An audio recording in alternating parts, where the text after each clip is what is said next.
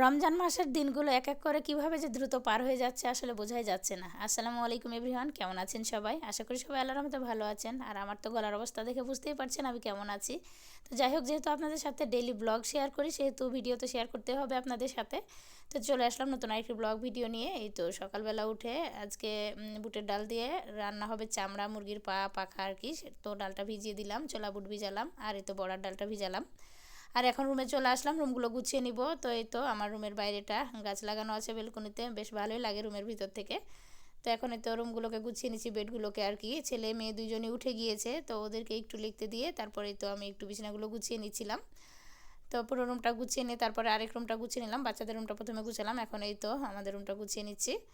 তো যাই হোক, রুমগুলো গুছিয়ে নিয়ে আজকে ভাবছি একটু রুমগুলো মুছবো। মানে এমনিতেই তো অসুস্থ, ঘর মোছার কাজটা আসলে ডেইলি করতে পারছি না। আর একদিন না মুছলে আসলে ভালো লাগছে না, দাগ দাগ হয়ে থাকছে। টাইলসের বাসা তো বুঝতেই পারছেন, মুছলে চকচক করে আর না মুছলে কেমন জানি দেখায়। তো রুমগুলো ঝাড়ু দিয়ে ভাবলাম যে কষ্ট যতই হোক আজকে একটু রুমগুলো মুছবো। বাড়িঘর আসলে পরিষ্কার পরিচ্ছন্ন না থাকলে মনের ভিতরেও শান্তি লাগে না, ভালো লাগে না, এমনিতেই অসুস্থ মনে হয় নিজেকে। তো যাই হোক, রুমগুলো মুছে নিয়ে এখন মেয়ে আবার ক্ষুধা লেগেছে বলছে, তো ওর জন্য ডিম পোস্ট করছিলাম। ও ডিম পোস্ট দিয়ে ভাত খেতে বেশি পছন্দ করে, মাছ রেখে ও ডিম পোস্ট দিয়ে ভাত খায়। তো ভাবলাম যে ওকে ডিম পোস্টটা বানিয়ে দিই। এই তো এই একটুকু ভাত খাবে ও, তো ওকে খেতে দিয়ে তারপরে তো গাছগুলোর কাছে আসলাম। এমনিতেই নিজে অসুস্থ, গাছগুলোর কোনো যত্নই নিতে পারছি না।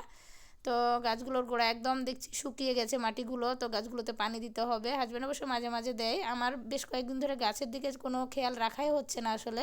নিজে অসুস্থ থাকলে কি আর বাইরের কোনো কিছু ভালো লাগে বলেন তো? সংসার যে করছি এটাই অনেক, সংসারের কাজগুলো করতে হচ্ছে, এটা বাধ্যতামূলক করতে হবে, স্বামী সন্তানের জন্য রান্না করতে হবে, এই তো।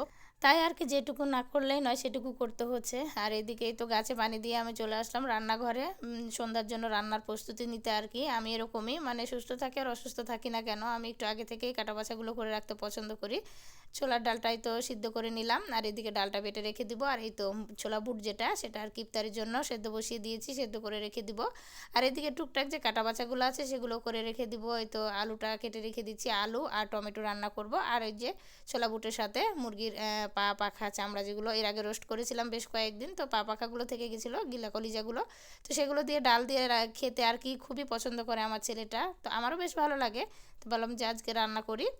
তো এদিকে তো সবজিগুলো কেটে নিচ্ছি। আরও একটা তরকারি রান্না করার ইচ্ছে ছিল, বাট বুঝতেই পারছেন শরীরের অবস্থা খুব একটা ভালো না, তো প্ল্যান করে বের করলাম শর্টকাটে, যেহেতু আলু আর টমেটো রান্না করা যায়, তো সেহেতু আলু আর টমেটোটাই রান্না করে ফেলি। এদিকে এখন পেঁয়াজগুলো কেটে নিচ্ছিলাম এক এক করে। রান্নার কাজগুলো সব কিছু একটু একটু করে গুছিয়ে রেখে তারপরে একটু রেস্ট করব, নামাজ পড়বো, তারপরে আর কি রান্নাবান্নাটা শুরু করে দিব। আর এই তো দেখেন কি অবস্থা, রান্নাঘরের কাজ গুছিয়ে এসে দেখি ছেলে মেয়ে কী অবস্থা করে রেখেছে রুমের। কতক্ষণ হলো গুছানো বলেন তো? ভাবলাম এসে একটু রেস্ট করব, আর এদিকে দেখেন সব এলোমেলো করে রেখে দিয়েছি, এখন সব গুছাতে হবে। তো আজকে আর ভিডিওটি বড় করছি না, সবাই অনেক বেশি ভালো থাকবেন, আমার জন্য দোয়া করবেন। আল্লাহ হাফেজ।